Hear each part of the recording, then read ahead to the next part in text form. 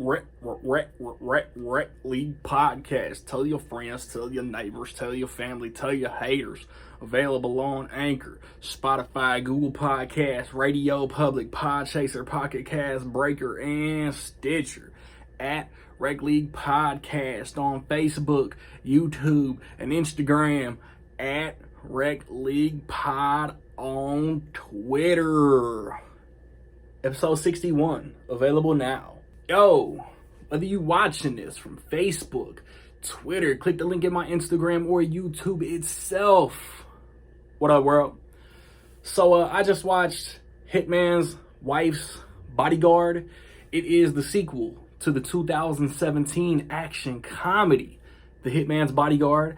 It stars Ryan Reynolds, Samuel L. Jackson, Selma Hayek, Antonio Banderas, Frank Grillo, Morgan Freeman, what's Buddy's name? Tom Hopper, Gabriella Wright, and some actors that I don't remember off the top of my head. It's directed by Patrick Hughes, who also directed The Expendables 3 and The Hitman's Bodyguard.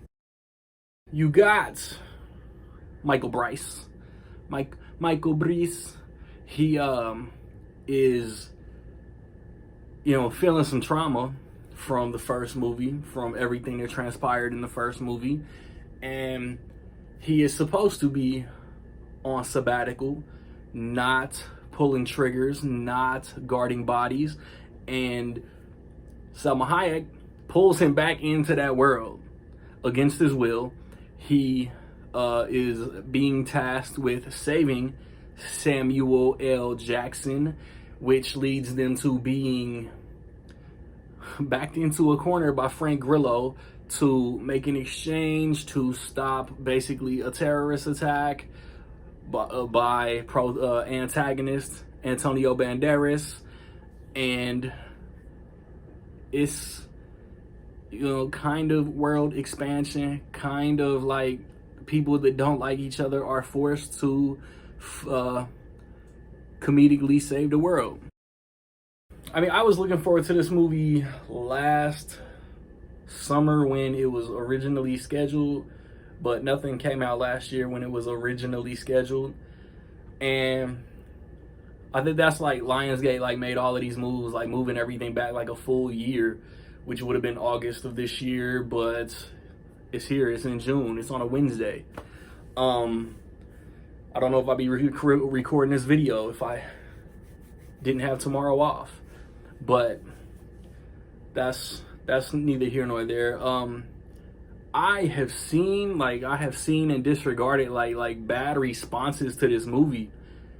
It's like, if you like the first movie, you're gonna like this movie. If you didn't like the first movie, this isn't gonna win you over. It's more of the same. It's funny. Like, I think it's almost as funny as the first one. Like, I think it's an extension of the story. You know what I'm saying? They could have just filmed these back to back. I think Samuel L. Jackson and Ryan Reynolds are still funny together. It's pronounced thank you. And their chemistry clicks. Samuel L. Jackson is still talking shit. He single-handedly ruined the word motherfucker. And it's like Ryan Reynolds has like this reactionary wit that almost always lands. Because he's in a situation, like his character actually evolves or has an arc. He doesn't finish the movie where he started in, and isn't that the point of most movies? For your characters to develop in one way or another. I thought some of the action was good. I thought some of it was like cut too fast. But I was entertained throughout. Selma Hayek, I thought Selma Hayek was loud and just like overly vulgar in the first movie.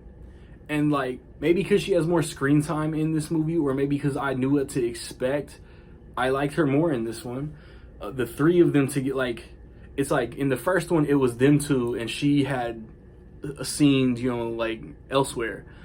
In this one they're all three together and they bounce off of each other and it all works. And I liked Antonio Banderas more as the antagonist, as the villain in this movie. He had more to do than I think Gary Oldman did in the first one. And supposedly Gary Oldman is in this movie. I didn't see him, but yeah, there are callbacks to the original movie, and they land like there was they're like when they're in the first movie they're driving. Samuel L. Jackson and Ryan Reynolds are both singing their own songs, and there's a callback to that scene. And it's like I'm the only one in the theater that laughed at it. I was kind of let down, but yeah, like the callbacks to the first movie work. They're like the weakest part. Well, first let me hit on Frank Grillo. This is the funniest I've ever seen Frank Grillo, and he's in the beginning, but then like there's a huge chunk that he's not in, and then he comes back in the end. But the very end of this movie is like where it loses points. The very end of this movie is fucking stupid. And there is a mid-credit scene that is kind of also stupid.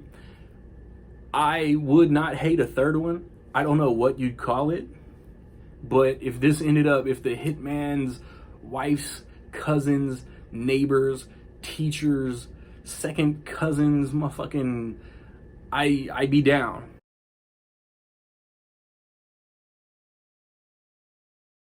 So with all that being said, I will say that in my opinion, Hitman's wife's Bodyguard is almost dope. In my opinion, this is at least as good. Like I like the first movie a little bit more, but this is a worthy sequel. They developed characters. They gave like the main characters like expanded worlds to who they are. You get to know where they came from and all of that.